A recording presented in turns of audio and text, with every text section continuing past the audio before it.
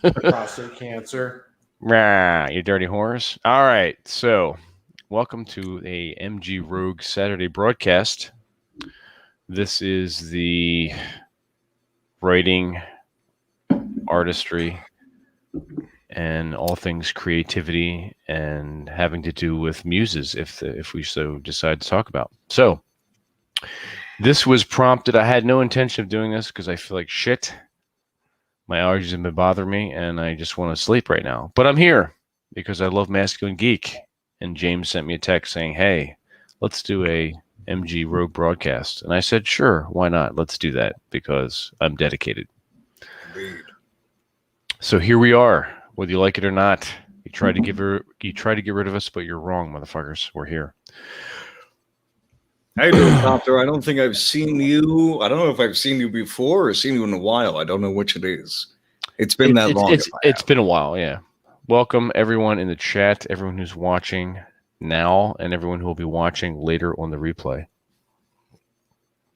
We welcome you to this fantastic late Eastern Seaboard Saturday evening. Let's see. Okay. Yeah, that's it. I got nothing else. I got nothing else. Yep. No, so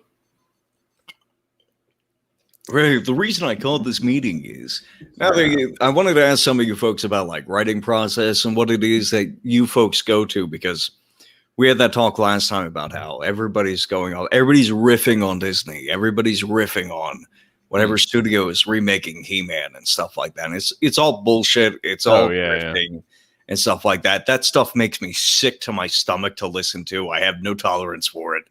I want to hear about people making new things, like Nick has Punch Riot, and you have entries there, and Nick and TJ has a Song of Wolfgar, and more importantly, the Stringers, which I read. Yes, and it's these. These are things which are interesting to us because we've put dedication and hard work into them, and so learning about what it is that like. Nick from a managerial perspective, Vincent from more of like submitting serialized content, and TJ from working on longer length novels and stuff like that. Hearing about your process, what inspires you, and what it is like, what your prep time is for when you're getting ready to sit down at your desk and do whatever it is you do. I want to know about that. Yes, we talked about this a long time ago, but we can definitely record it for posterity. And record for posterity, but we can absolutely talk about it again. I guess I'll go first since I'm running my mouth at the moment. Hang on, drink. Before you get started, I want to know if Anakin Skywalker knows that James stole his haircut. You got to be sucking on one of those weird animal teeth right now. It's working! Right? Listen, if Batman wants to show up in my bedroom, I'm not going to complain. That was the goal. I sent this to the round of the usuals, and they all gave me the "it's cute" seal of approval. So I'm going to take it. I wouldn't. That's cute is not a word I would use, but sure. Yeah. I don't think Vince. It's okay. You don't have to use any words at all. If you're aspiring to be a cover model for Tiger Beat magazine, then yeah, but. Yeah, there's a reference. They don't even know what Tiger Beat magazine is. So. They're too fucking young. You young fuckers. I envy you in a fashion, but in some instances I do not. You have, Mr. James, Mr. Jimbo, you have a fan club. You can read that. Cat Minecrafter in the Twitch chat says top right guy has amazing hair and a fucking deep ass voice. That's right. Yes, we are broadcasting live to YouTube, Twitch, and Twitter at the moment. So yes, there you go. Periscope function. We do have a Periscope function, but Periscope doesn't do Periscope anymore. Although it does post the broadcast from Twitter. It's weird. You use your Periscope account to link to Twitter in order to link from StreamYard here. It's very strange. A lot of people don't know that the guy in the top right is also Dex Mannequin. He is Dexter. Yes, Dexter Mannequin. There's a few guys that wanted to go with this haircut, and I took the opportunity while I could. You might as well lead the pack, sir. So there you go. What the fuck? What the fuck was Celebrities, your, one porn star. yeah. So what the fuck was your question again? Something about our process, right? We got, You sit down to write laser dicks. yes. What is going through your mind when you hear Well, the phrase let me laser tell dick? you. All right, so let's clear some stuff up before the gay jokes start. Laser dicks, that came about as a joke. We were talking about analog IT equipment, specifically laser discs, which really isn't analog, but it's from the analog age, the 80s, 90s. And I misspoke. I said laser dicks. I'm like, wait a minute, you know what? That would be a good pretext for a story, a pulp detective noir story. So I ran with it, and I've been serializing. I finished chapter 8, and I'm now working on chapter 9 in Punch Riot magazine, which Mr. Nick August down there on the bottom, whatever, with the hair. Whoa! Nick has a magazine. He does. I know it's hard I had no idea. Yeah. Well, you don't know about it, TJ, because it's brief. We all know that's not true. That's right, kids. Jesus. So laser dicks. Part of me writing laser dicks is I bring a lot of the Twitter personalities into the story. Bull Rush is in it. Well, let's back it up. It centers around a detective agency run by TJ, Rob, and myself. You're not quite sure where it's set. It might be set in the 1950s. However, all that neat, cool stuff that the people in the 1950s thought we'd have now, like lasers and hover cars and shit, well, they have them then. So you got hover cars, hover cycles, and lasers back in some kind of like post-prohibition era talking type city. You don't even know what the city is because I don't mention Bit of cyberpunk noir. a little bit, yeah. Sort of a I can't remember the role playing game. Not just a cyberpunk role playing. Oh, Shadowrun, sort of a Shadowrun-ish type thing. Because there is a little bit of as the story progresses, you find out that magic is a kind of real, and communist China is involved somehow. And if you sign up for Punch Riot, you'll get to find out what they're called, which is fantastic. So when I'm writing that story, it sort of takes its own. It's hard to explain. It takes a life of its own, really. So I'm kind of rushing to catch up to the story as it writes itself, which is fun. The other things the end while you're writing it. Do I know the end of the chapter or the end of the chapter, the end of the submission, whichever it is? I do. You do. And the idea is to catch. I can't write fast enough to catch up to it, so it's pretty cool. I do know the end scenes that are going to take place in either chapter 10, 11, or 12. I haven't decided how long we're going to go with this because right now it's sitting at a little over 18,000 words. When it's finished, it will probably be close to 25,000, which puts it well in the mark of a short novella, which I like to write. I've already written a short novella, well, 2, and one's waiting to be published. One already is. So that will be, once it's done in Punch Riot, being serialized, I will turn that into a novella. Pretty cool. Get a good book artist to do that and run with that. Yeah, they're short and they're punchy. They are. So let's see here. Nick, you and I are both publishers now. You have Punch Riot. I've been hiring freelancers for some of my tabletop work. How many folks do you take on for a given magazine, for a given issue? Well, it varies, but I look at word count more than number of contributors. So I try to make every issue hit up somewhere between 10 and 15,000 words. So generally it's, whichever, the first however many writers or contributors who send something in that get me to that word count, that's usually where I cut it off.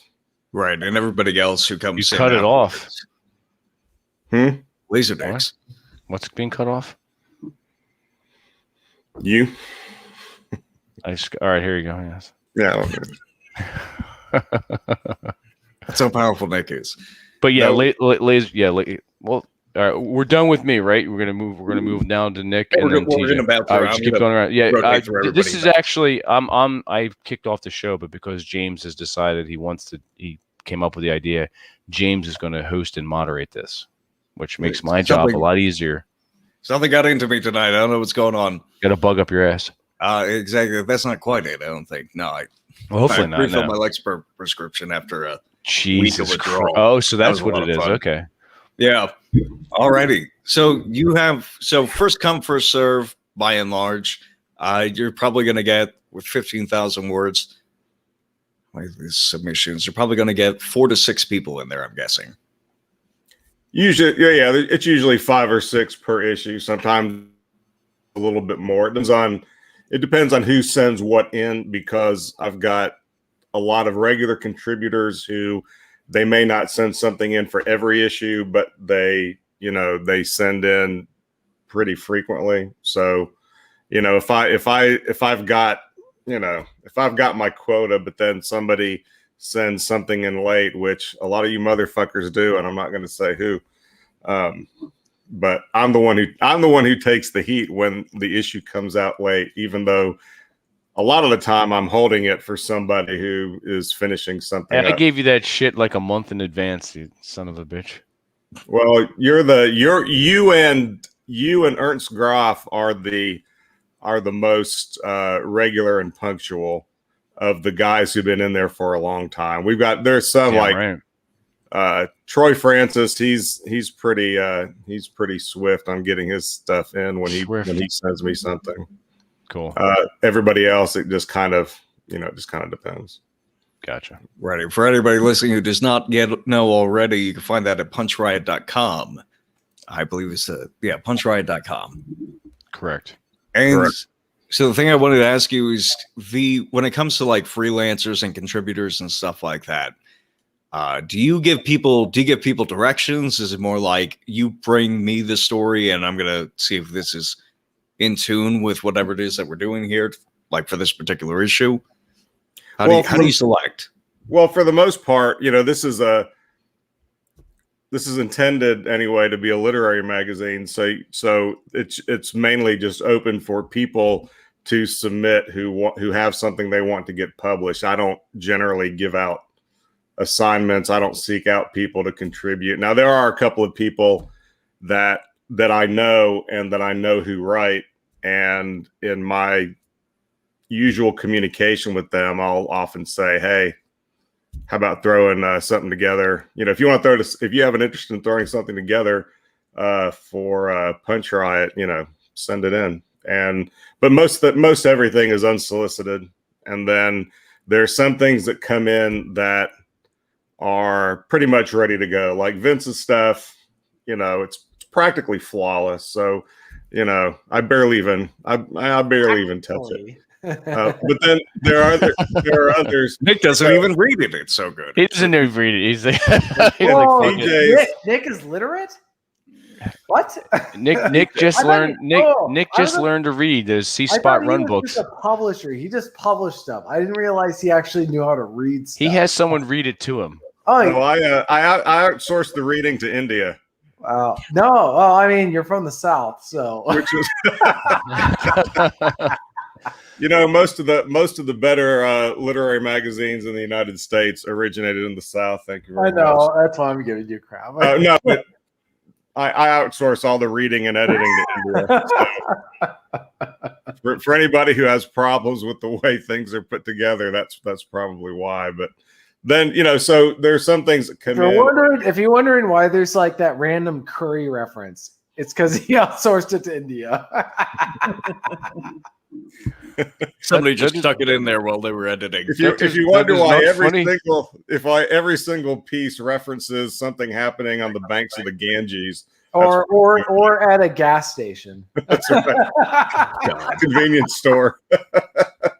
But so a lot of stuff comes in, it's ready to go. There are some things I get from people that it's close, but I'll send it back and say, hey, this ending is a little bit vague. Can you do something about that? I rarely Aaron Clary submits something that's like, dude, you're not making it clear that you're not 5'9". Could you just cut the crap out? Like, just make it clear that you're short. He's supposed to kiss the girl at the end. They're not supposed to sort of like stare off into the sunset, fading into the void.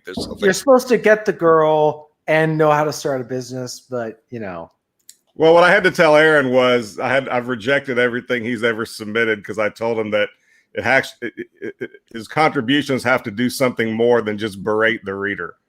So there's got to be that, and you don't accept quarter merchants as a reader. You set John Steele off. That poor guy. That poor guy. You're baiting him right now. I swear to God. Yes. And then there are some people that I don't rewrite their work for them because I rarely actually touch their stuff at all. And I'll just go ahead and say I don't unless something is just illegible, I don't give a shit about minor comma errors and spelling errors and shit like that. I just don't care. And I'm not really making any money off of this. So to me, it's not worth my time to, everything is pretty well 95% there as it is. So there's no return on my investment to try to make everything perfect as I see it. So I just don't give a shit. I read through everything. And if it's, as long as I can understand what's going on there, I'll occasionally, correct a little bit of something here or there, but most of the time I leave it alone. There are some times where I'll get submissions from people for whom English is not their first language. And in that case, I generally touch the piece a little bit more because I just say I knew this was just not going to happen in there. Speaking of Aaron Clary, late Saturday night with Vince is no place anybody needs to be. It's touch the piece episode. I touched that piece, and you like it, son.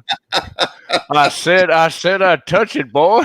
You gotta say that in Foghorn Leghorn's I keep voice. touching that piece. You keep dropping it. Oh shit! It sounds like your network from which you source all of these different writers is the filter. Turn off your compression, James. Somebody's causing echo. Somebody's fucking echoing. James, damn it! What? Is it really my echo? If I'm Hang on a second. Let me make sure you don't have Twitter or YouTube up. Yeah, my YouTube's muted. All right. I was about to say it's not me echoing through my own mic. I don't think. It's better now. There we go. It must be TJ. What? How could it be me? That's not my voice is simply that powerful. It's no fault of your own. You don't have to feel that. No, so it sounds like the network is the filter when it comes to these different writers, and that's just my dial-up. I'm using AOL because I'm old. I'm like DSL. Did you turn the printer on while you were online? Can you put TJ in timeout until he sobers up? We don't want him to sober up. That might be a while. I'm having fun. TJ's exactly. TJ's been drinking all day. James has been trying to ask a question 3 times, so let James finish his question. Oh no, that was it. It was just that was my comment on it. It sounds like the network, like I was saying, that the network is the filter for quality. You don't have to do much work past that. Just surrounded by talented writers. Well, I mean, most of the. I think I said the last time we talked about this. Over the past year and a half since I've been doing this, I've probably turned away more writers or more submissions, I should say, than I accepted. And some of them I have a policy about rejections, which is if you don't hear back from me in 30 days, then I probably don't want it. You're rejected. You're rejected. And then there are others that, that, like I mentioned, they just may need an ending, or something made clear. So I'll ask them to do that and then get that in the current issue. And then there are others who have sent in things that are really pretty good, but they just need a little bit more development. So I'll just send it back to them and say, hey, you're about 90% of the way there. I think this needs a little bit better development. Here's kind of what I'm thinking about. Have at it. Let me know what you think. And sometimes we'll do a back and forth and kind of work on it together. Sometimes they'll just take it and then resubmit it later. So yeah. So I mean, at this point, we've got a fairly regular group of contributors that show up in there, month after month, and then we've got some that show up a little bit more infrequently, and then sometimes we still have, like last issue there were two dudes in there who wrote really good pieces. One of them was John Hall, that wrote the piece on the band Harvey Danger from the 90s, and then there was Cody Clark, who's a filmmaker, and he sent in a short story. So those were both their first appearances in there, and I hope they keep contributing, because they were they were good pieces. You had a pretty smooth operation going there, and I like it. I see a lot about it on Twitter. So it's like it has this presence in the. I almost said the sphere. No, it has a presence on Twitter, which is good. Well, it's funny because somebody sent me a DM this week, asking me. They asked me some question about. Well, I've never written any red pill anything before, and I said, look, this is not necessarily a red pill thing. This is just a thing for good writing and good stories. Now, having said that, I'm not going to publish any Marxist feminist bullshit or any woke crap or anything like that. But or anything by Aaron. But this is probably not. But you never know. Because he hasn't actually ever submitted anything. I'm sure that we don't pay enough for him with the level that he's at the moment. But this isn't.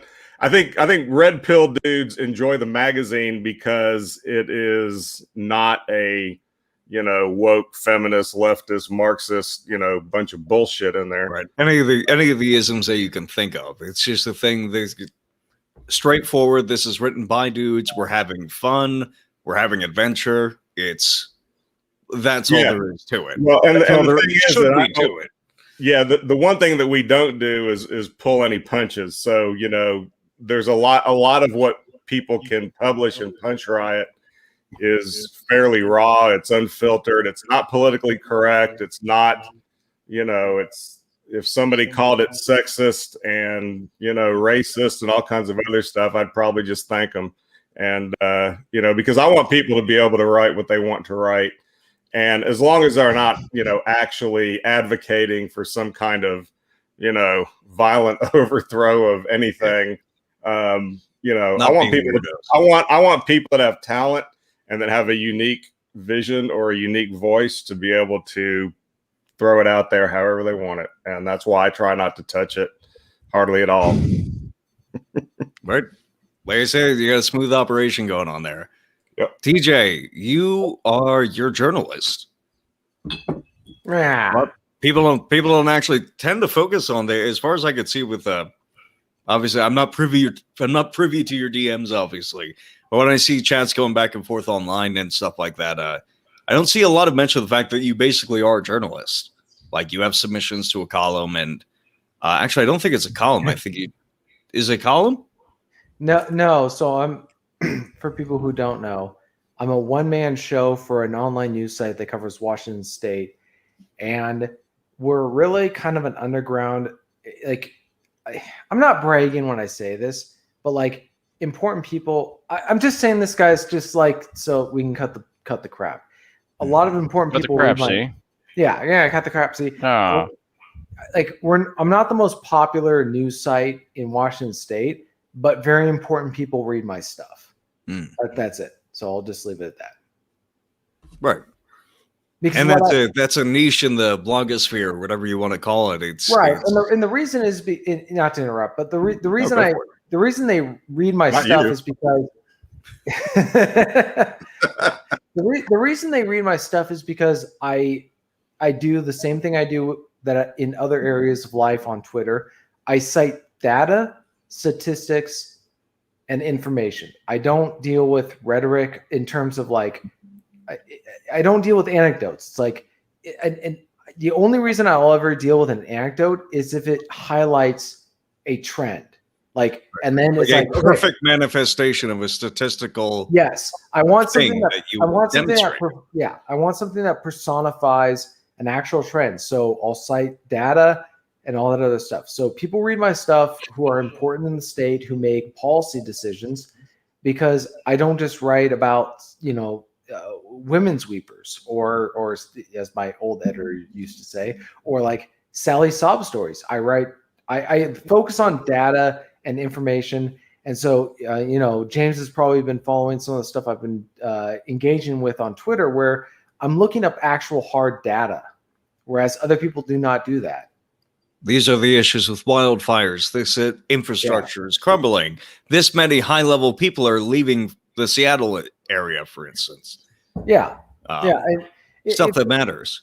And it's good that you're focusing on data, because what you're finding right now is a lot of people are engaging in dishonest behavior of the variety that you can only indulge in if you have an honest reputation. Like, they've been blogging for a couple of decades and stuff like that. And right about now, they figured like, well, I'm not the most popular thing in the world, but I have a lot of popular people who read me, and they'll start embellishing, or they'll copy something off of the New York Times, but they'll link to like one of the New York Times subsidiaries or whatever, so that it's not being traced directly back to the New York Times, because otherwise their audience is gonna, the midwits in their audience even are gonna pick something up and yell at them.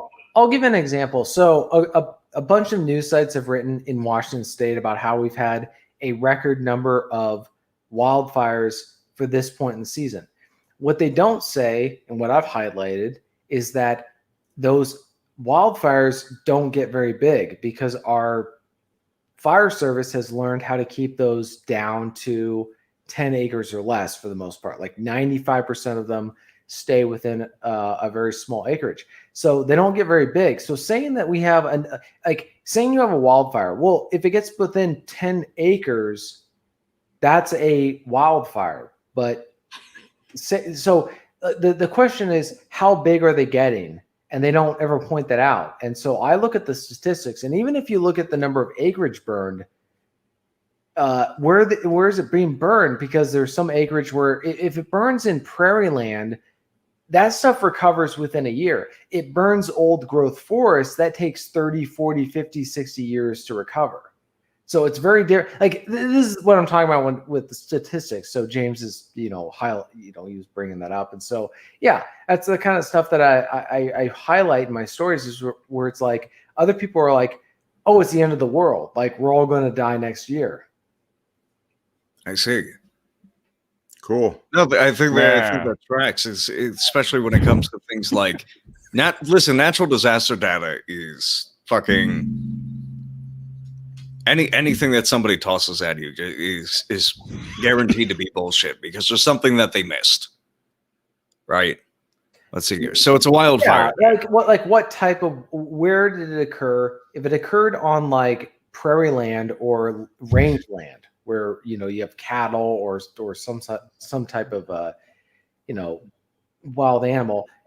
I gotta cut you off for a second, because Chess Rockwell said the 1977 Chrysler Cordoba.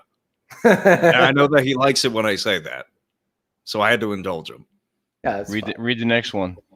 What does that say? Many fires of the wild type, described in brief. Yeah, it's just like you have to like be contextual with the information. So saying like, this wildfire season burned this many acreage, and this is the kind of land that it burned on. Because if it didn't burn in forest land, then was it a crown fire or a ground fire? Exactly. Yeah, exactly. Vince is from New Jersey. He knows what he's talking I'm very about. familiar with ground fires in the pines. Yes. You know what's crazy is I've actually had people from your state reach out to me about like wildfire stuff because they read my stuff. There's the thing: Medford, New Jersey, has a lot of surprising similarities with Medford, Oregon, for instance. So, like, if it's a bunch of like grass that burns, we're all that's stuck one up. thing. If it's 1,000 acres, 100,000 acres of like old growth forest, that's completely different because that takes, how many years to recover. So yeah. Let's see here. So the reason I ask you about so you don't have to worry. There's no barrier between you and whatever it is that you publish, right? Whatever you want to publish, you can do. I mean, I don't know how much I want to say, but like I do have an editor, so they review what I write and before it published. But like, as far as like censorship stuff, no. There's no. It has never happened in my current job where they've said, "Look, we can't run this." It has never happened, and if it were to happen, I'd be like, "Well, why not?" I kind of being kind of an ass about it, and they'd say, "Well, we can't." It's like if there's anything factually inaccurate, fine. But if it's factually accurate, I really don't care. But I haven't had that problem. So in my current job, so yeah, continue. Right.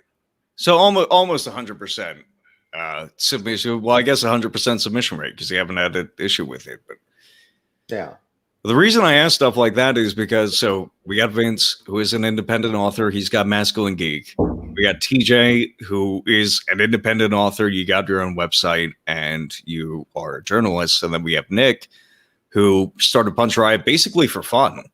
And decided there's really? going to be. He started for fun? I thought he started it because he was, like he was bored. Whiskey. He wanted more whiskey money. Pretty much. The whiskey and cigars. Tennessee I bourbon. did it because I'm bored and I did it for fun. I also thought he was trying to raise money for like that Southern secession movement.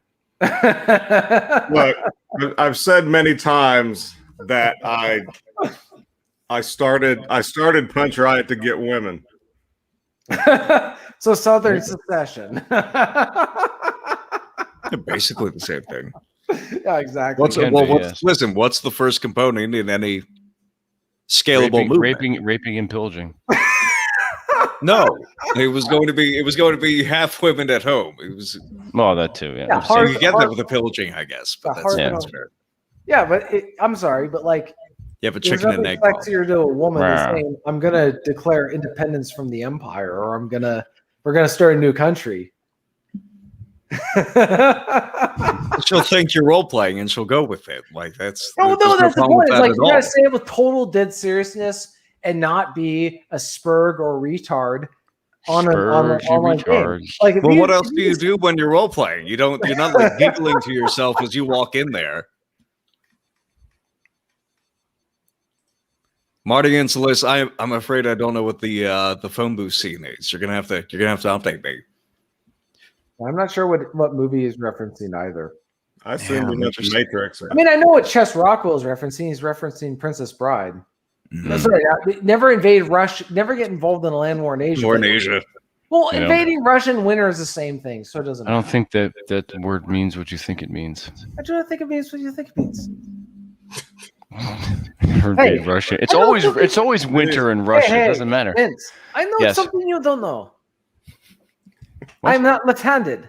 Oh yeah, I forgot about when he's fighting him on the top of the mountain. I'm not left-handed either. Hey, exactly.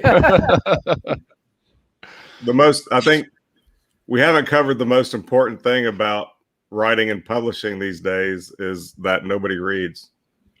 This is true. Yeah. This is true. So we're all essentially engaging in a large masturbation session.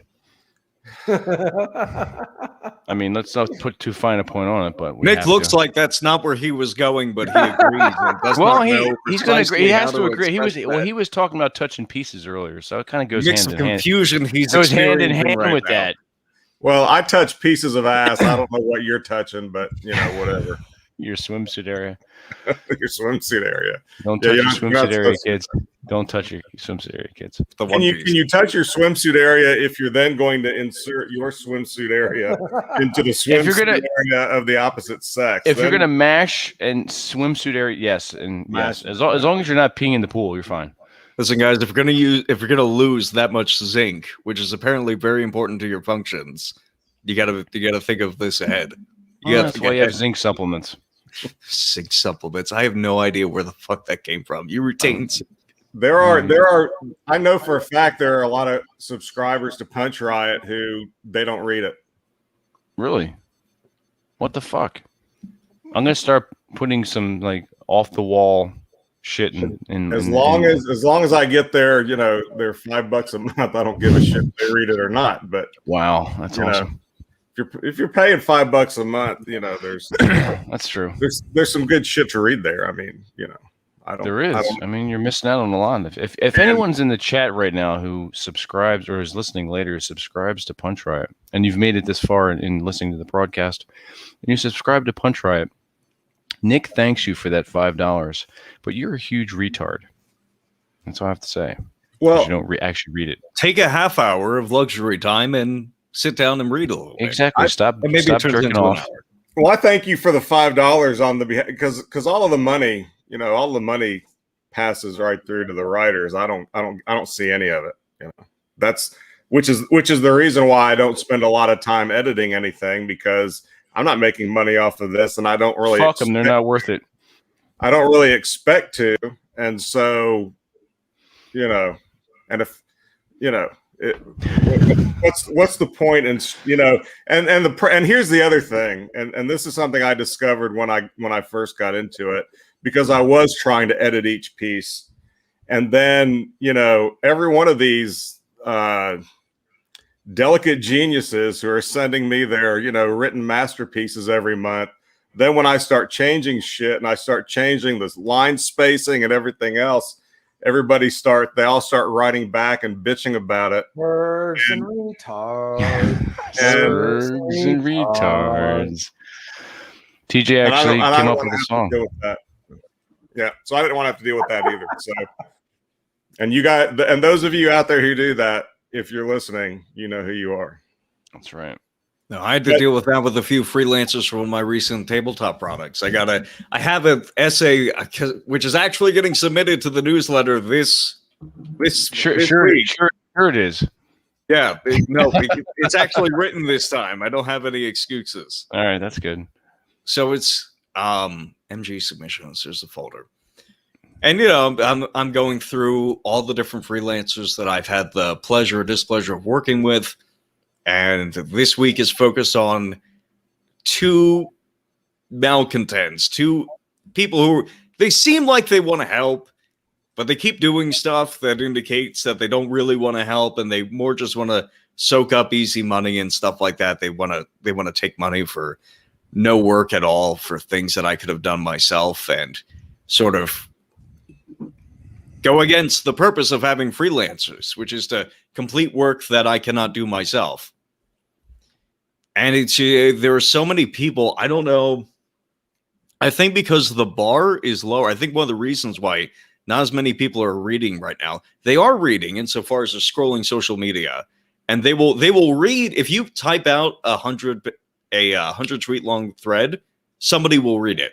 Like Morlock, Travis Gorkum on Twitter, who's under Morlock P. He will do a hell thread and type out a 100 tweet thread, and people will read it and engage with it. And you can look at the Twitter impressions, and people are with it. Because I don't know exactly why, but they're producing such high quality content in bite-sized chunks, and somebody will be willing to take on 100 bite-sized chunks because there's like social proof for that particular writer in the sphere of Twitter, right? But not really when it comes to a magazine. The second people go to the website, or the second people go to a magazine or to one of my books and stuff like that, the bounce rate suddenly shoots up because they're like, I don't know if I feel like committing to this. And I think that might be because the bar is so low right now for people to. Well, it's also psychological when the word magazine, you say the word magazine, and you're like, oh, it's something physical in your hand. So a lot of people don't like reading long form online. Which is interesting because one of the things, a few of the things that I did was that one, I format it so that it can be easily printed out. So that's why I don't put a lot of color. I don't put color photos in there. I don't put a lot of occasionally we have some art in there. There's little monkeys. Yeah, but I don't do a lot of embellishment or it's printer friendly. so that's easy to print out, because I want to be able to print it out and sit in my chair and read it. And the whole reason Punch Riot has the format that it has and the relative brevity that it has is exactly because I think a lot of people don't read anything at all anymore. And I thought that putting something out that is, you can read an issue of Punch Riot in 30 minutes. Right. Maybe if it's a little bit longer, maybe 45. But if TJ has a piece in there, hour and a half, but it varies, but you can read, it's a fairly quick read, and it's really quality, good stuff. I mean, the folks who are sending stuff in, that's the other reason I started it, was because some of them were complaining that they really couldn't get published anywhere else, and they were just publishing stuff on their blog pages, which was fine, but I wanted them to A, get paid for it, and B, have the potential for a broader audience, to get some eyes on it, and then ultimately for it to become something that was, I mean, ideally, if I wanted, my idea of it being successful is, it breaks even financially, and people either love it or hate it, and that's what I wanted. I want it to be I thought you were going to get the girls from this. I was already getting girls. That's just a side perk. How do I get the girls? Nick considers that a guarantee. Right, but yeah, so then. Back to the thing about people sending in and, writers, not only wanting to get their stuff published as written, but then they want everything spaced the way they want it and everything. And, so I've got some people who are sending me things that are, some people, for some reason nowadays, people like block paragraphs with no indentation and a whole space in between paragraphs, which I think is difficult to read. To me, it's not as easy to read as something that is a straight through paragraphs with indentation, and that's it, unless you're starting a new section or chapter. Right. And so as time goes on, that was one thing I was going to throw out there for any of you contributors watching. There is going to come a time sometime before the end of this year that I am going to standardize that, and I'm not going to continue to accommodate everybody's line spacing and everything else, because that takes extra time for me to put this thing together. And since I don't want to, that's a pain in the ass. I don't want to pay anybody else to do it. So it's all on me to do it myself. And I want to continue passing all the money on to the, contributors and pay them as much as I can. So that standardization is coming, and, Right, I'm surprised you haven't done it already, because Markdown is not, especially if you're learning especially if you have to learn something new when it comes to Markdown, that's going to be like an extra 3 hours. Well, the thing is that I got an advantage that some other people don't have, because I'm a software developer. So I wrote a script where I can just feed all the text in, and it spits it all out all ready to go. And I started, and I initially modified it so that it would, single space and indent everything, or double space indent everything. And then I had a couple that they're very particular about how they want their piece to look, and I get it. It's not like right now it's that big a deal. So I went ahead and changed that back. But the day is going to come where I just feed everything into my script. It formats it all consistently and then spits it all out. And then I just paste it into my publishing template, and we're done. And your scripts will accommodate you. We've got a the good more workflow. I can do to save time for myself, that's what I'm going to do. So makes sense. Which is completely fair. Or I'm going with that indent and double space line is the reason why I did that for stuff like Eyes of the Forest. It sort of matches a tweet structure. It's visually reminiscent of it. The character length is going to be, and the word count is going to be different. Probably about twice as long, but that's like roughly twice as long as your average tweet is where I'll pop those paragraphs and stuff like that, because I know folks roughly my age, or just folks who are like extremely online, are going to recognize that structure, and they're they're going to connect with it. It doesn't come out like I prefer, because I grew up. This is one thing I want to ask you guys. I grew up reading Ted Dekker. I eventually moved on to like Dune and stuff like that. Some of the old pulps, really, really thick books with nice, large walls of text and small breaks to let you know that something was progressing. It was tied to an event usually, and I wanted to. And these were good books. These were things which were entertaining. They were not, for instance, The Scarlet Letter, which is awful. And I don't know the point of the book except to attempt to make a 10th grader depressed for as long as you could possibly manage. If it has any purpose at all. What stuff were you guys reading growing up? First of all, Hawthorne was like a lot of New Englanders of his time. They were very much like, I hate my dad. I hate all the Puritans that came before me. And we're just going to badmouth them for the rest of our, like, that's where the whole like the vision of Puritanism comes from them, like from people who hate them. It's like, oh, they're anti-sex. And it's like, in reality, oh, you're not screwing your wife enough. We're going to excommunicate you. Like, that's what actually happens. So like, that's Hawthorne. Like he was a decent writer in some ways, but like, let's not confuse the Scarlet Letter for historical history or whatever. Well, confuse it for a good book. You also can't forget that it was long enough ago that both the language and the syntax and the way to tell a story is different from what it is now. And then we've also got another 100 some years of developing fiction, both short form and long form, and it becoming a much more specific, there are much more specific conventions than there existed back then as well. And that's true, but like Edgar Allan Poe's stuff is completely readable. Like he was the first great. That's true.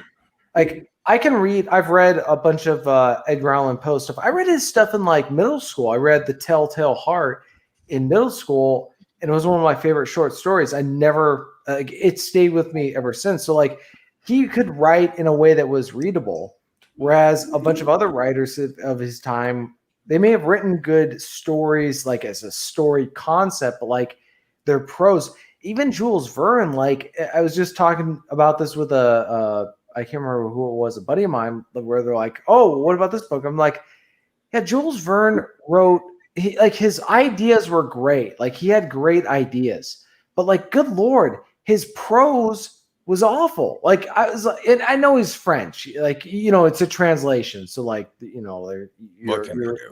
well, like you're reading a translation of a French author. I read his last book that he ever wrote. It was a travesty. It was horrible. It was like being gay. It was like being as short as Aaron Clary. Well, if you look at it though, Poe wrote fiction, short fiction and poetry. Right. So short fiction's a lot easier to pull off than long fiction. And you have to also remember that, some of those guys were better and more ahead of their time. And you also have to remember that, this is not necessarily the case with Hawthorne, but, especially back in the day, the more words you wrote, the more you got paid from the publisher. Right. And that's the thing. Yeah.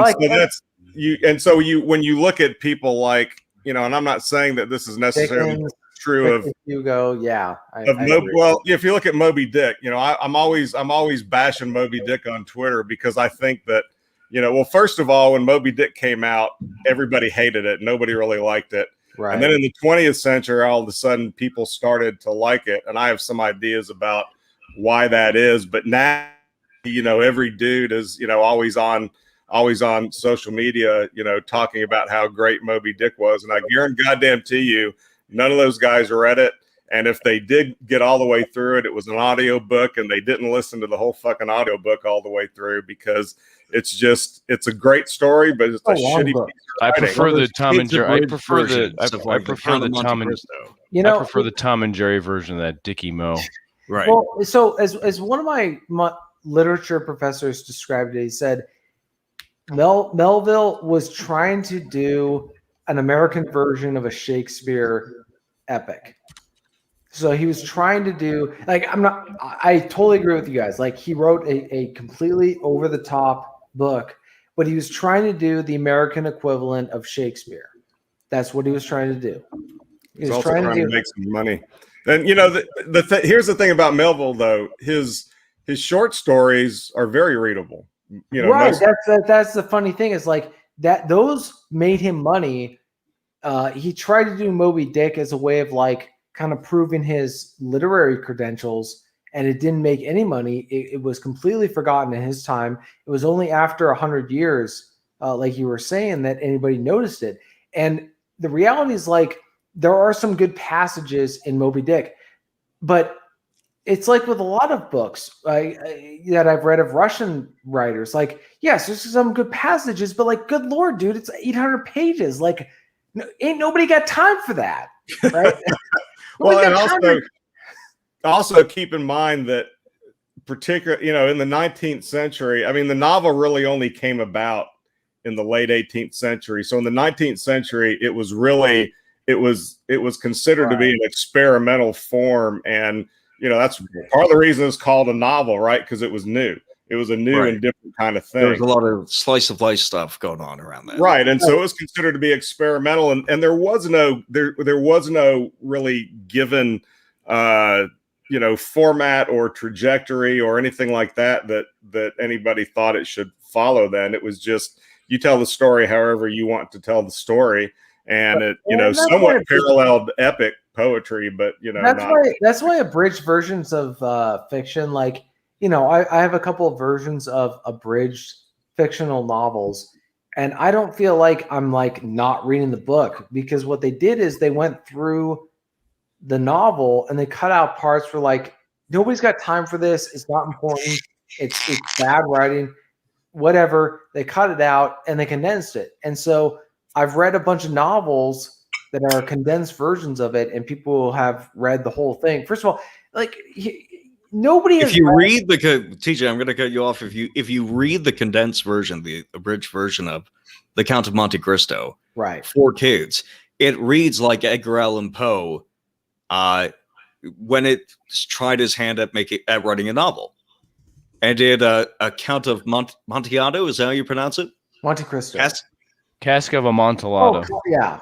There you go. It reads like that, but with a slightly slower build, more action at the beginning, and it's just in novel format. It reads wonderfully. Right, but I would say the Count of Monte Cristo. I'll inject right now. The Count of Monte Cristo novel. The first part of it is great. The second part of it is awful. The film version with Jim Caviezel is the greatest, and will probably always be the greatest conversion of a novel to a film. We're gonna have to do a movie night, is what that means. You have to watch that movie. It is the best conversion. There is no other novel that has been taken. I mean, probably the only other conversion that has been better conversion from book to novel is To Have and Have Not. But that was also because it was such a crappy novel that Hemingway had a bet like, nobody can ever make this into a good movie. And then Howard Hawks says, oh, yeah. And of course he gets lucky, right? Because he gets Lauren Bacall at 19 years old. Wasn't it another Daniel Zanuck production? No. What happened was they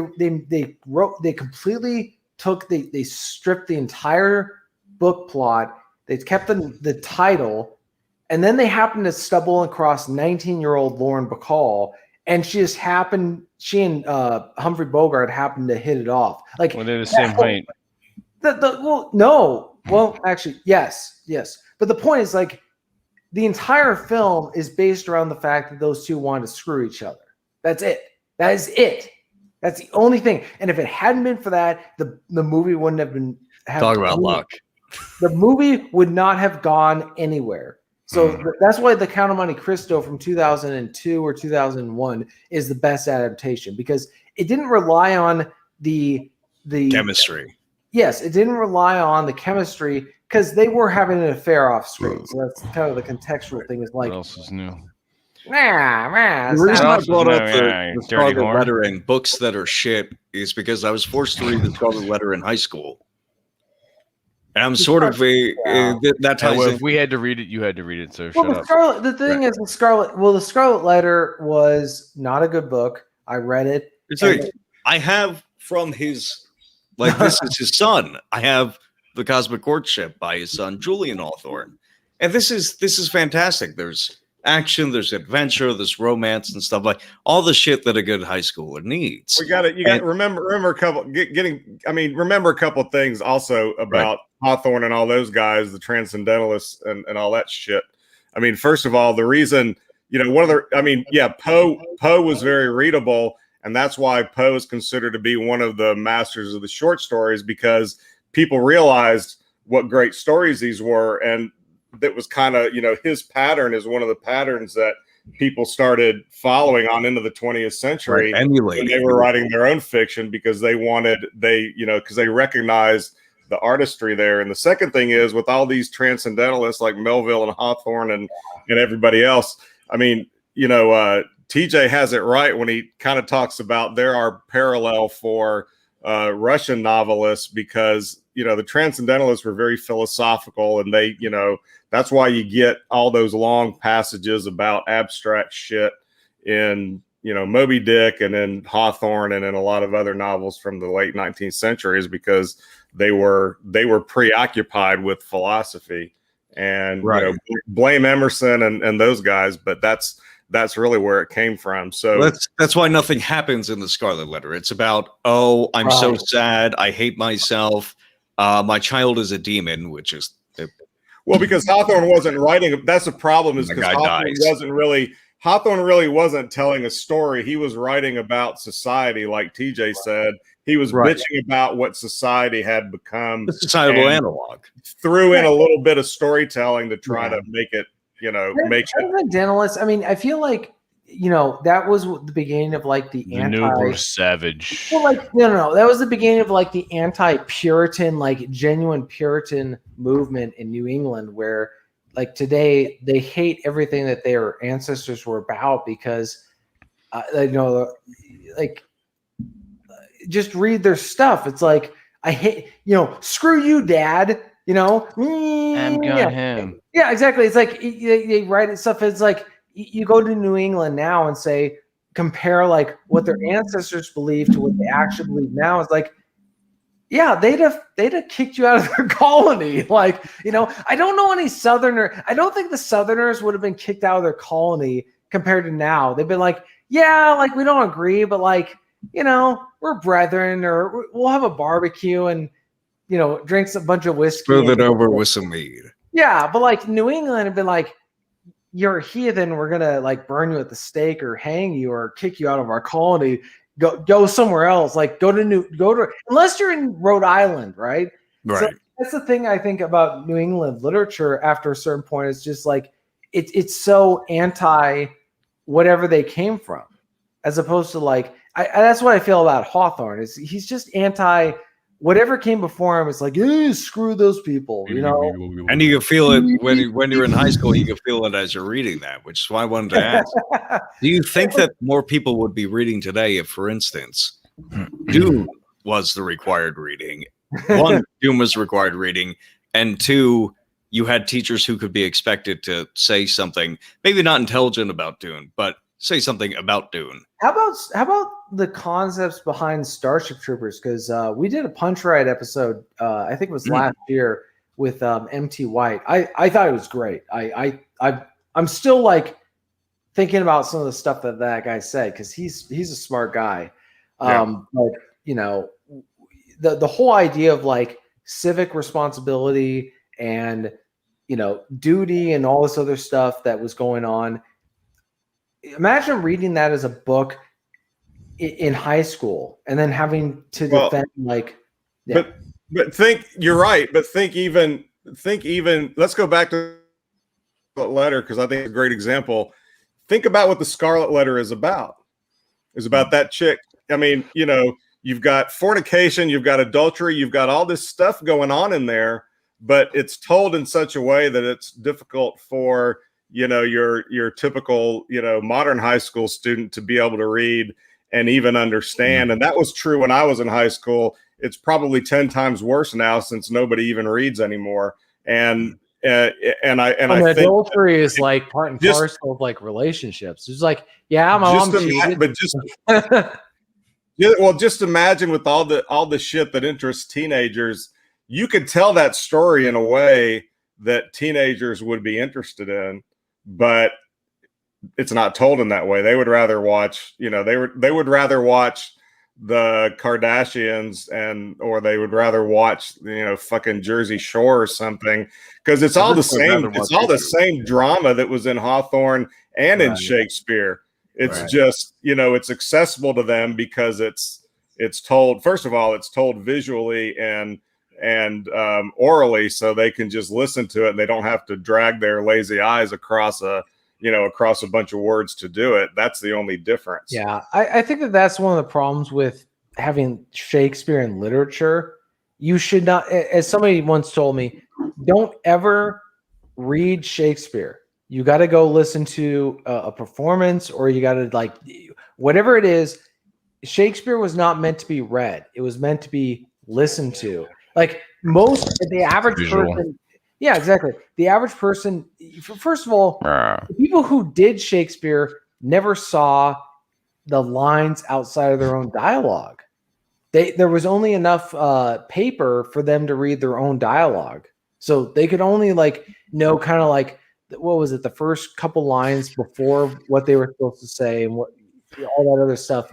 So they had their cues, but they couldn't have the whole script, and they certainly didn't have physical copies of it. So, that's the problem, is you're reading this stuff. The tradition is not properly manifested on paper. Right. And so there's been a couple of renditions of certain Shakespeare scenes on YouTube that I thought, an example of that is Damian Lewis doing the famous, friends, Romans, countrymen, lend me your ears. Lend me your ears. Yeah. And he does that speech, but that dude hits it out of the park in terms of emotion and the way he says it.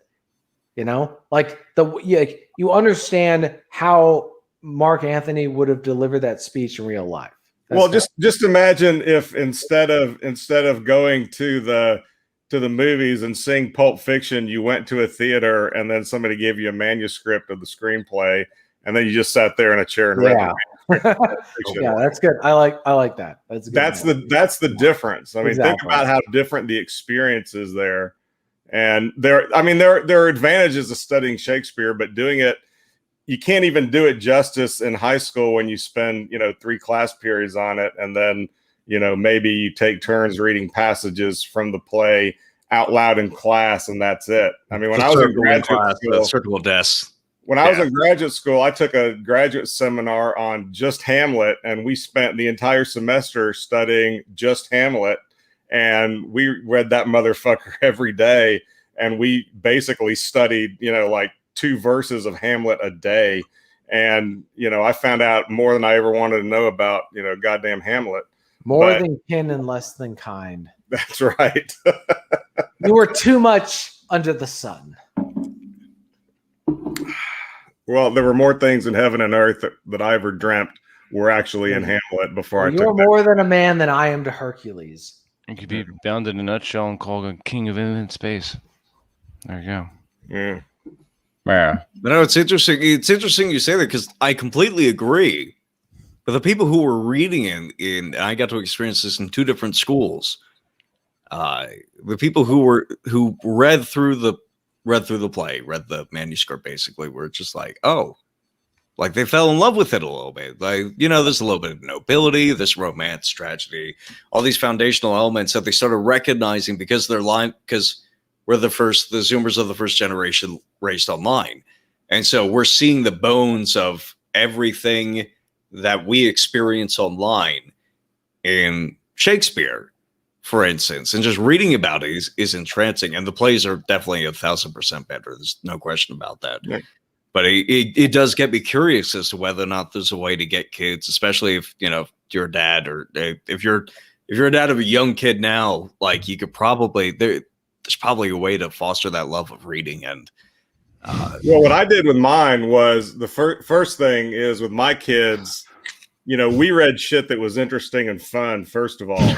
So, for us, it was stuff like there's a book that's a collection. You let him in here. I know, right? I'll let that fucker in here. There's a book called The Old Man and the Boy that was it's a collection of essays. Oh, so you and Aaron Clary together. And stories written by this this outdoor writer named Robert Ruark. And when my kids were like 6, 7, 8, 9 years old, we would sit in the living room at night instead of watching TV. A lot of nights, I would read to them from books like that. Yeah, that's how you get them involved. I would get things like Hardy Boys too. And I would read like a chapter, and those Hardy Boys books, every chapter ended with a cliffhanger. So I would read a chapter or two, and then it ends with a cliffhanger, and then the kids are just like, "What happens next?" And I just toss them the book and I say, "Here, read it, find out." And then they would just pick it up. So I used to do shit like that. We get books that were collections of like hunting stories from Africa. English dudes in the 1900s, 1910s going on safari in Africa, and I'd read that to the boys. And that, to some degree, that helped a lot with one of my kids. The other one didn't read a lot when he was a kid. He does now, but part of that's a personality and developmental thing too. But if you do shit like that, it's stuff that kids are going to be interested in, where there's something that's relevant or something that's exciting for them. That's a lot better than just saying, okay, for your edification, we're going to read, Hawthorne's Young Goodman Brown, and Young Goodman Brown. So that's not gonna work. But you find stuff like that kids are for me it was finding shit that my boys would be interested in, and they like to fish and they like to hunt and they like to camp. So that's the shit I would find to read. Right, like, hey kid, do you like lions? Here's the white lions of Timbavati. There's giant pictures in here, but I want to read you this guy's description of it, and that's all you can do is demonstrate and give them an opportunity to open that window. You can't force. It's not going to work that way. And as Nick said, one of his kids was receptive and one was not. That's just the luck of the draw. But that's all you can do is offer that up. And it's just making sure that the people who would like writing are not otherwise scared off of it. Correct. By shitty things that are being force-fed to them in high school by mediocre people who don't have anything intelligent to say even about mediocre works. Correct. Yeah, because I knew, that's having high school, yes. Having been a college English teacher myself, and knowing how much every one of my students hated being in there, and how much I hated them back, actually. Which is fair. Which is totally fair. So I didn't want to read that shit with my kids. I want to read stuff that was interesting. And there is a lot of literature shit that's classified as literature that I read to this day that I still enjoy, but it's not written for 13-year-olds. It's not written for 15-year-olds, and so you gotta ask yourself, what the fuck am I doing here if I'm, trying to force this boring shit that these kids can't even really understand down their throats at this age. It just doesn't make any sense. So you find shit that, is interesting and that does make sense. And then when they get older, give them the option to take literature or not. But, forcing them into that shit, I don't think really helps. I think it's a waste of time and money, really. You don't start with Robinson Crusoe. You go a little bit further. You start from maybe some of the pulps or something short. Well, Robinson Crusoe, that's an interesting choice, and that illustrates this point again, because it's a fantastic story. It's a great adventure story, but it's written in a way that nobody wants to read it. I mean, it's hard to get through just because of the prose and because of the time period. So, I've read the novel, and it's a great novel, but it takes a long time to get to the point of the novel. I mean, that's just a reality. Like, and what's funny is like, I had the time to do that, but also I had the time to research Daniel Defoe. That dude was one of the most fascinating writers I've ever read. He had a fascinating life, but yeah, it was. And let's not forget, they were, it goes back to they were doing anything they could. Because let's face it, writers are some lazy motherfuckers. Oh yeah. Well, no, it's like I think the thing is like it took time to get to the point of the novel.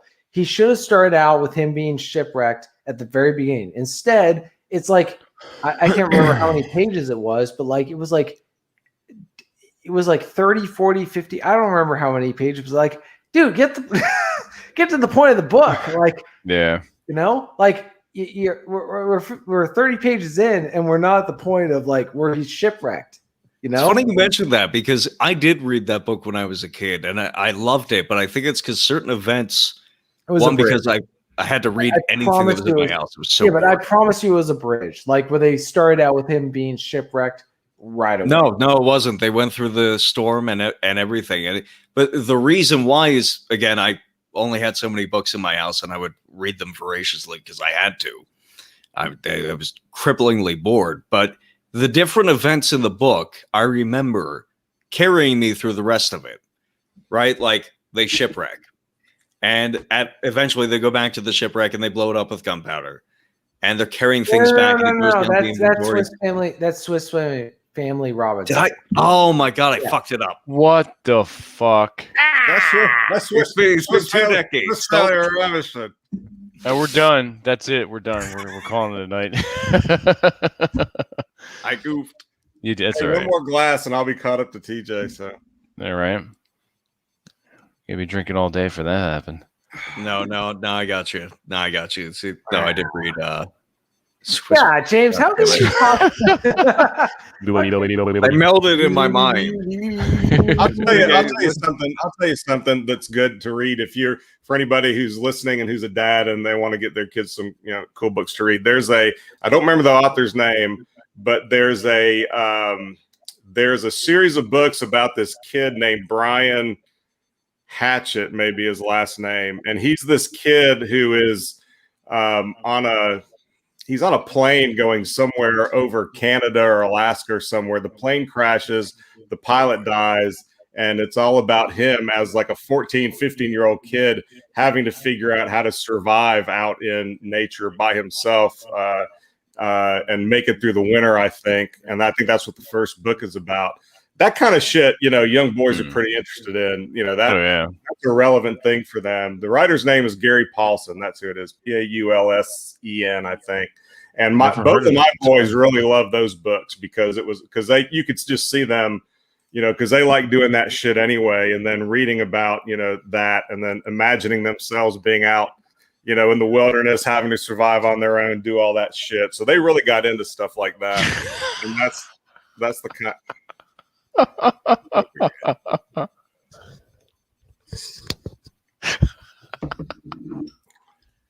You're a cruel man, Bull Rush. Well, he's probably already drunk, and he's probably been turned down by about 10 women tonight so far. So he's probably in a bad mood. And several men as well. We all know that's what happens when I'm out in the town.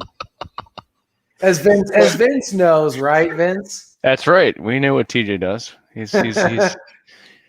He's grown up quick. Cruising.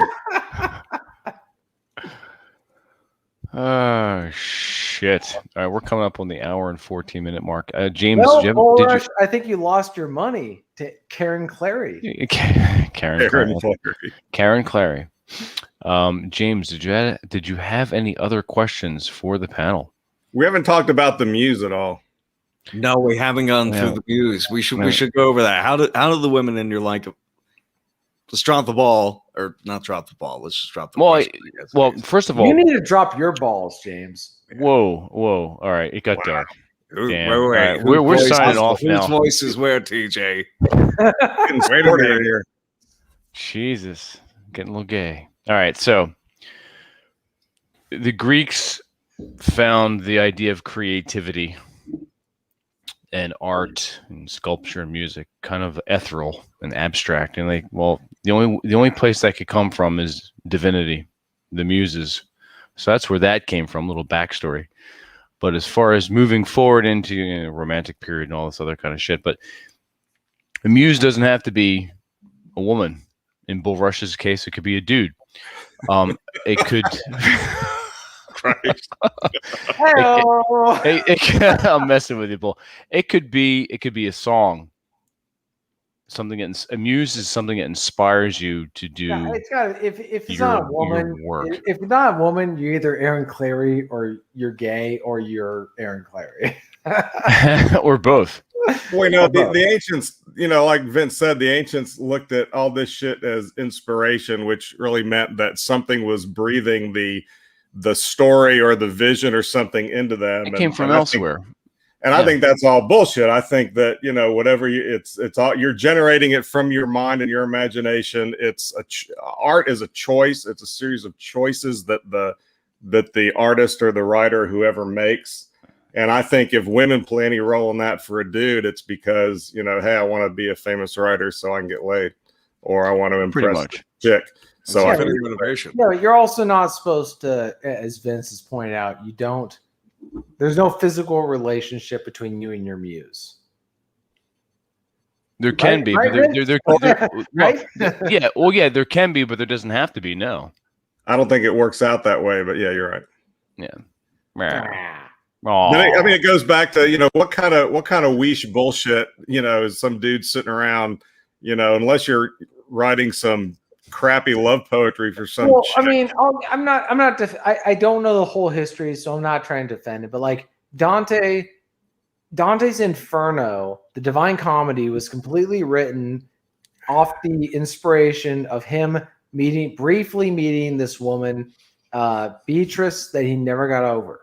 Like he was in love with her. Now I know that in Red Pill world, it's like, oh, dude, the guy had one-itis. It's like, congratulations. There are guys who didn't have one-itis for Beatrice and probably had sex with her. I don't know.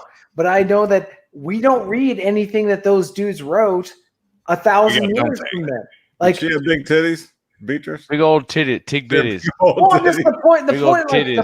She's portrayed attractively. I'm saying, like, this guy met a girl for a few hours or however, and it inspired him to write this, whatever he wrote, the whole thing, if it did, and we are still inspired by that. At least some of us who are not autistic spurgs, we've read his stuff. I'll see myself out. We're inspired by it. It's like, okay, how many? I'm not. Here's what I think is going on. What happens, and the reason I think a lot of the way that developed, it comes right out of what Vince was talking about at the beginning of this podcast. The writer's ideas spring out of conversation, and it's it can be some aspect of his conversation with the chick or with somebody else. In Vince's case, he was talking with whoever, and he was he meant to say laser discs and he said laser dicks instead. And because Vince is who he is, because of his imagination, and because he's gay, but he's also got the way Flannery O'Connor described it was the habit of art. And whatever art you're in, when you get ideas, you don't just have an idea and then it goes away. You have an idea and you start forming that into something. Based on iterating on it. It's not just a feeling that you had and you said, "Oh, I have all these ideas for all these stories I want to do." It's like, all right, you sat down. I know that you sat down at your desk today. What did you make? Well, there could have been four dudes. There could have been 4 dudes up the road talking about laser discs, and one of them said laser dicks, and they all just laughed at him, and then somebody kicked him in the nuts, and that was the end of it. But for Vince, because I didn't get kicked in the nuts. Because he's a writer and he kicks himself in the nuts, he had that idea, and then that sprung him off into a whole new, the whole new narrative that that he was going to use to develop and, you know, sort of organize his ideas from that. And that's if inspiration is anything, that's what it is. It grows out of conversation or interaction with other people or the world or something else, just like Vince was saying earlier. So for you, it's conversation. For Vince, it has an element of conversation. I also know that it has an element of women because of some of the conversations we've had back and forth. Mm-hmm. Sometimes you get inspired by them. First, I'll be brief. Personally, for me, it's like a sense of mania. I get insane about something. A phrase will pop itself into my head, or I will conjure an image in my mind, and I say, I need to create this. I need to make this because it's not going to leave me until I do. And that's I sort of identify with the Greek conception of the muse as something being breathed into you, because I don't have control over it for the most part. I can iterate on it. I can have self-control and be disciplined and make sure that I actually iterate on whatever the idea is, make sure that it's executed on properly. But as to whether or not it's going to get to me at some point, and once it gets into me, it needs to be exercised. It's not something that I can escape from. TJ, how do you see what gets you going as you sit down to write? Leave that one alone. Well, leave it alone. A dude in a blonde wig gets him going. Dude in a blonde wig. It reminds me. I know they had those in Alabama. Was it Alabama or Kentucky? No. They're red haired in Kentucky. Wig. You just need to say, "I'm your sister." He sees a dude in a blonde wig, and it reminds him of his golden retriever. There are guys down south who are their own fathers. Oh my god, their own grandpas. No, they're their own grandpas. Yep. There's a song "I'm My Own Grandpa." No, I mean, I just wrote a short story that I submitted to a publisher that was based on an anecdote from a police officer, and it's based on the legend of a 1980s police officer from Minnesota. So I'm always, and I was just talking to a young kid who's like 11 years old about he's a writer. He wants to be a writer. I'm like, you got to be like constantly listening to everything that goes on around you. So you're sitting there, you're at like a brewery or you're at a winery or you're at a coffee shop, just constantly listening to what people are saying around you. And if somebody says, here's the thing about a writer, if somebody says something that's witty or funny, you are completely within your rights to use that in one of your books or in your short stories or in your writing. I do that all the time when I'm out in public and I write down conversations. Right. They are not. Yeah, exactly. They do not own what comes out of their mouths. Take it. It's yours. Take it, whores. Take it. Yeah. Take it like a, yeah. Take it. Take it.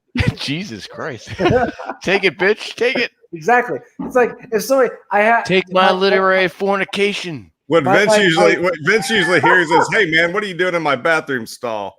One of my relatives gave me a sweatshirt that says, "Watch out, or you'll end up in my novel." Right? Yep. Like the whole idea is like, yes. And I remember talking to an author years ago when I was young. It said, "DJ, reserve the right to take whatever you hear and put it into one of your books. It's yours, unless it's yeah, exactly. Unless it's like something like." Unless it's like Star Wars or like some sort of copyright material, if it's some random person, Star Wars is lame. Yeah, well, I'm just saying, like, if it's some person around you that in some random environment, like you're at a coffee shop or you're at a restaurant, and somebody says journalists in the Middle East. Yeah, exactly. And they say something like, "Oh, you know, whatever. We want to hook up with Aaron Clary because he's gay." And you're like, okay, like all this, like I got to put this somewhere in a book, in one of my books, because like it's just so filled with pathos and like emotion. One second. Jesus Christ. There are lines and there are quotes and there are titles of books that are based off of what people have said to me, and I'm like, that is the title of the book. That is a quote that has to go in this book. The I'll Be Brief title. Yes. Yes. I'll be brief is going to be my autobiography I title. just shit my pants. Hey, in all God. seriousness, though, who's this Aaron Clare guy you guys keep talking about? Who knows? Oh, we just a name we I heard. read a couple of books. He's this midget who Midget. naps for 4 hours and he'll drink all the rum around you. Naps and faps. Hang on a second. Okay. I think I have a banner for that. Is there a banner for that somewhere? Hang on. Oh, Christ. And not only that, but listening to real dialogue helps you write realistic dialogue. That's, There's that joke about you have to listen to people siblings, talk. writers who don't have siblings writing siblings, and they're like, "What's up, little sis?" Exactly. Big How bro. are you? How are you today? You know, it's just not. That's not how. Hey, fucking people kids, how's talk. it going? No, Exactly. and one of the crazy You things, dirty mugs. one of the crazy things is like the stuff I hear in real life. I can't put into a book because no one would believe it. Like the stuff I hear sometimes is so, as far as a red pill perspective is concerned, from women particularly, is so crazy. Like the stuff they say openly in public, I'm like, I would put that in a book, but nobody would buy it. Nobody would believe it. Yeah. You know what? I'm gonna do the one thing that we did. Here's how I'm gonna avoid it. I'm not gonna say where this is from, but there was a series of quotes of a line of a TV show which has recently been remade. And it's this woman describing to this man who had apparently died in a previous scene. And she's admonishing him. She's angry with him because she's like, he's like, I died. I couldn't do anything about this. And she's like, yeah, we all had to live with it. That's something that somebody in the real world would actually say. It is. It's ridiculous. It's irrational. It's rage-inducing if somebody said that to you. But that is something that somebody in the real world would totally say because people act like that.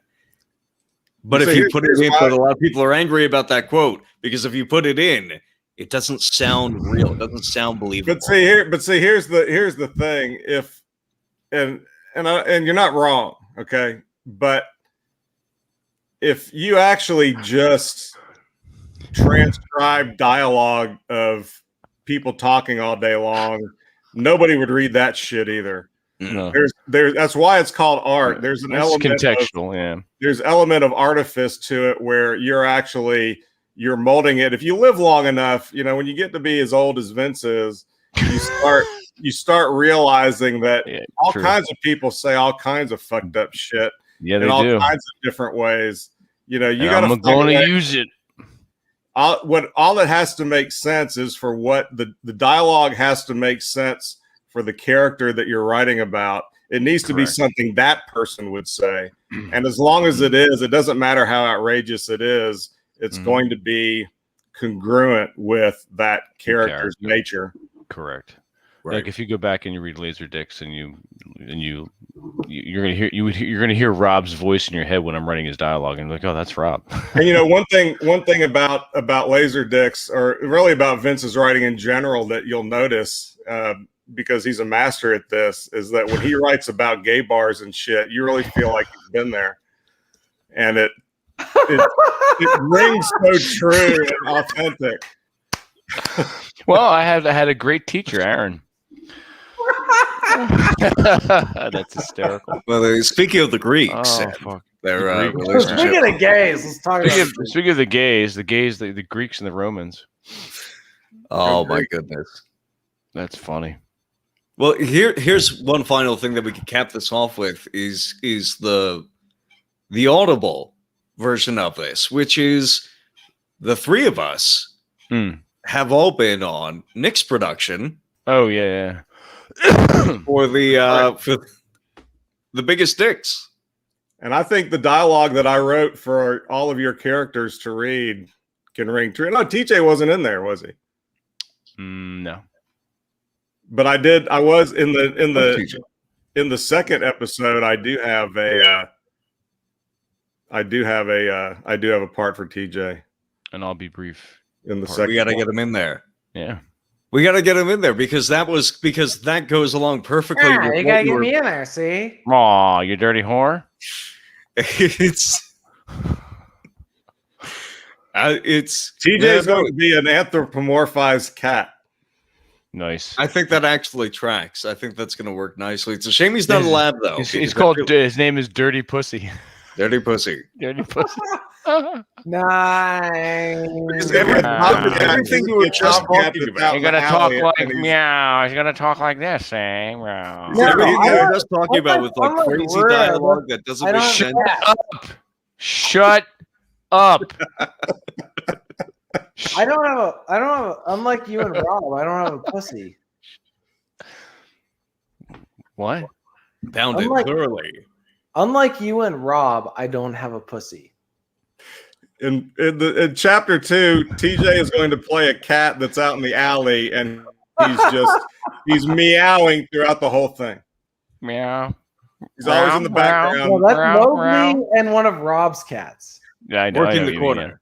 except instead of Work in the meow, corners, the man. cat's going to say meow. But aside from Meow. Meow. Meow. See? gangster cat. Gangster cat. Dirty pussy. God.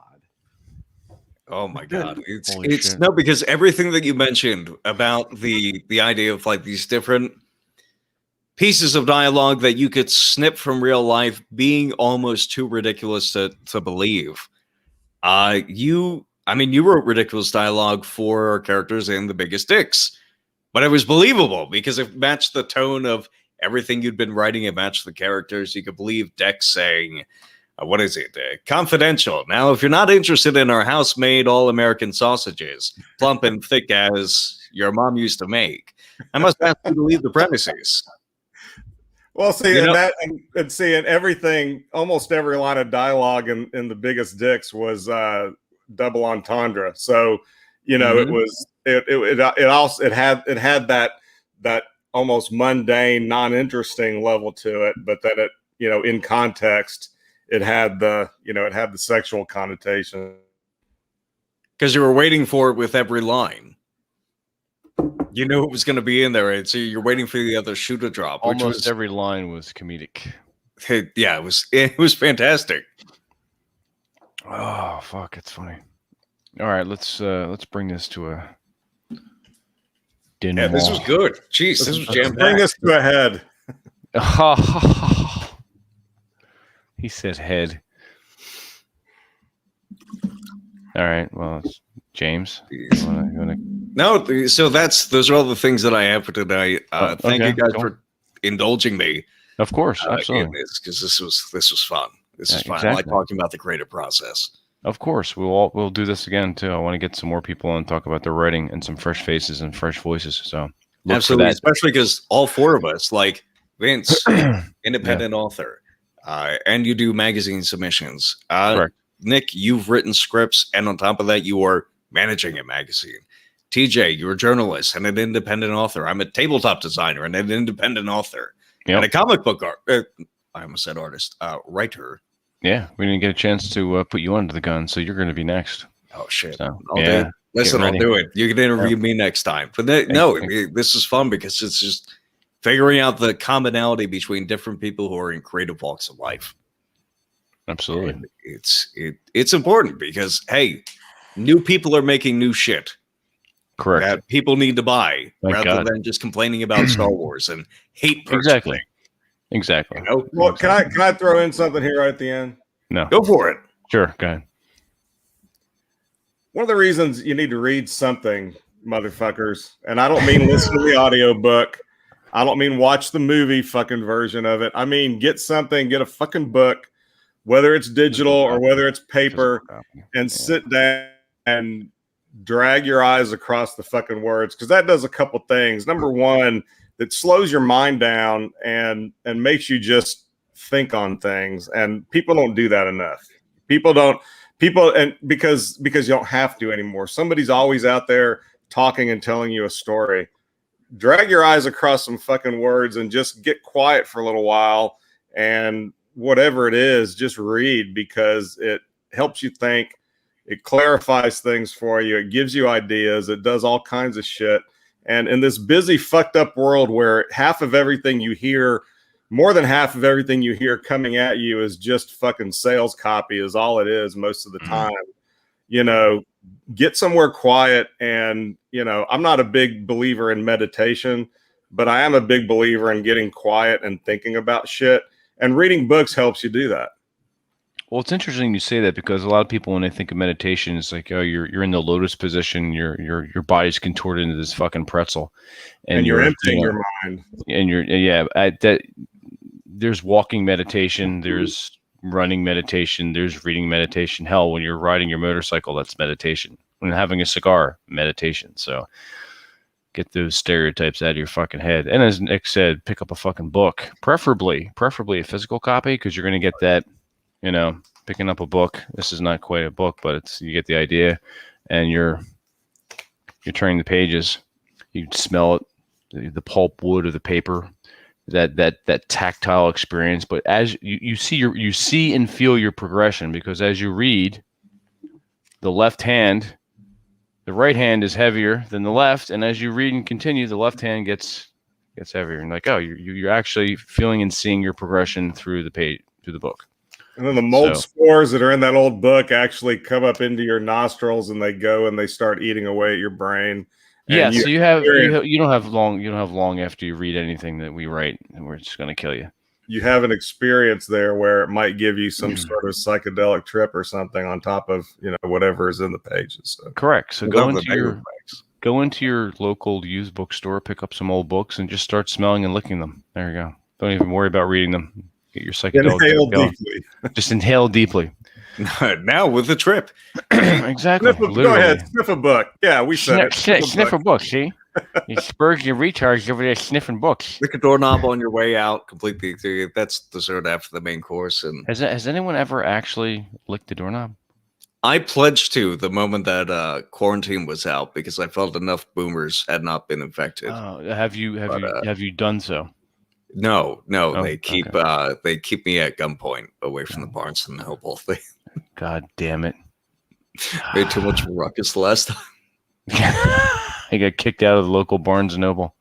Yeah, it was just with the one on Route 70. Yeah, well, I figured if I took the entire bookshelf and sniffed that, yeah, and by opening all of them at once, I would get something really satisfying. It's true, but I think the fact that you were half naked would like lend itself to your being banned. Well, I was covered by the books. It's not like they could see me in there. They got you on camera. All right, so, Nick is off camera, so we have to wait. Go ahead. Yes, and get that too. That's another one. Books aren't homework anymore. Enjoy them. He could smell TJ's signature. Exactly, and it's disgusting. Smells like wet dog and bourbon, and dirty pussy. All right, gentlemen. That's what they call them in the Pacific Northwest. Dirty. TJ lives there. Exactly. All right, let's do a little housekeeping here. James, where can everyone find you? Right now, you can find me on Twitter at Astro Creativity, and you can find me at Astro Creativity on Kickstarter. Eyes of the Forest Chapter 2 is going to be live soon-ish. Sometime this year, it got approved. I'm going to take another round of comics. If you've ever complained about anything in your life, you owe me $5. And that's where you can put it. Okay. Nick, how about yourself? You can find Punch Riot at punchriot.com and follow the link to the sample issue or the subscription issue. And you can find other shit that I've written myself at nickaugust.xyz. Nice. Good domain name.